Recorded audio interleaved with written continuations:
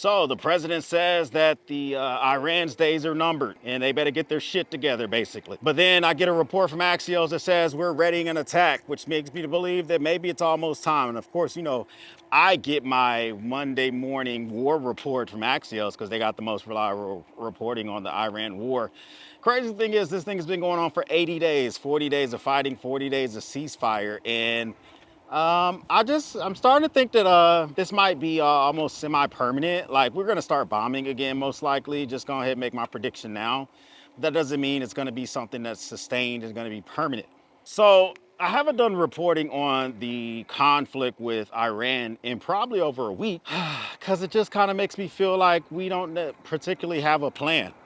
You know, we went from talking a lot about the war with Iran to all of a sudden we are visiting Cuba. And we're trying to, the president is frustrated that the regime down there, the leader hasn't resigned. And then we're turning around and getting news that Cuba might be getting drones and preparing to attack Guantanamo Bay. I just feel like it's a whole lot going on all over the world.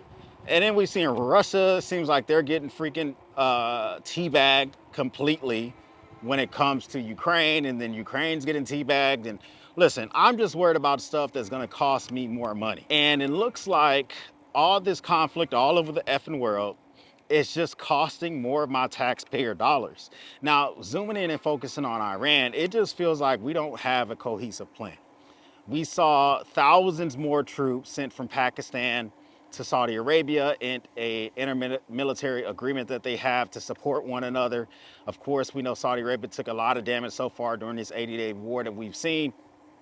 And so it seems like if Pakistan, who was the facilitator of negotiations during this war, is now sending some of their troops over to Saudi Arabia, it leads me to believe that sooner than later, they're going to be ready to use those troops. So how do I feel about us resuming warfare? I think it's a higher than zero likelihood that that begins to happen, that we do begin to get back going all over again. And that would thoroughly suck, man, because I don't want us, not only the treasure, but the number one thing I'm concerned about is the blood, you know, troops lost, casualties, et cetera, et cetera. So it just feels like this ever flowing pattern where every Sunday night, early Monday morning, I'm gonna get some type of report from Axios. I'm not saying their reporting is deceptive. I'm saying that their information, the people that's giving them the information, 100% don't have all, maybe not be the highest level of government officials to get the information from. So when you think about stuff such as, you know, we're seeing high-level officials telling Axios that the U.S. is readying war plans. And then we're seeing a report come out today from President Trump that literally says, you know, Saudi Arabia and Qatar and UAE called me up and I was going to attack them again tomorrow being May 19th. And you know what? They asked me not to. So I said yes. And I don't like the play-by-play. I don't want Iran to know, like, man, we were 24 hours from an attack. Because what if they decide, because we were 24 hours from an attack, we need to up our game. We need to 100% get ourselves ready for an attack. So therefore, you got troops in the area, United States, oh yeah, they're viable targets. You got data centers like Amazon, et cetera, et cetera. They're viable targets.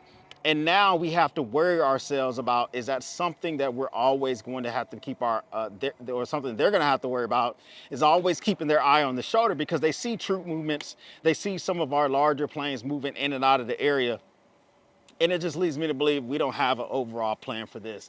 You know, one thing that I noticed a lot, guys, is that there's been so many attacks, well, let me not use the word attacks. There's been so many mysterious fires and explosions in North America, whether it's Canada, the United States, Mexico, and a lot of them are surrounded by our grid, whether electrical grid or our refineries, oil refineries. So many random fires. You know, every time I turn on the news every week, I'm seeing about, oh, you know, we have a fire that's engulfed this refinery in Louisiana. We have a fire that's engulfed this refinery in Mexico. And it just leads me to believe that we're already struggling with oil supply because of the Strait of Hormuz. But if we're starting to have domestic oil supply jeopardized as well, I think that's a big issue. if you're the type of person that's trying to figure out how should you continue to prep for a world like today, you know, I'm going to be coming out with at least a minimum of 20 items you should be thinking about, as we have like these always changing times where we're just not 100% sure what's going to be coming next, because this is always just like a moving target. I'm always trying to keep my vehicle full of fuel. I'm always trying to keep my fuel supply where I can keep it stabilized, whatever the maximum is for that. I'm always looking at that as well, so I have that stuff going on. So whatever I need to try to do, whatever scenario I find myself in, I'm always ready for that stuff. And, you know, we're starting to see ships that are in the Strait of Hormuz. Some of those vessels are beginning to run out of supplies, whether it's for the sailors or maintenance of their ships. They're starting to run low on crap. What the heck does that mean? What it really means is that some of those ships are going to begin to actually take the risk and decide that they're going to want to try to transit the Strait of Hormuz, whether that means they steer into the Omanian side or they just pay the toll to Iran. I think they're going to be willing to do it. You remember on March 3rd, the president made an announcement saying that he wanted shipping companies of the United States to offer reasonable insurance to some of these countries that were going to be trying to traverse the Strait of Hormuz, and we wanted to guarantee their safety and blah, blah, blah. That never happened.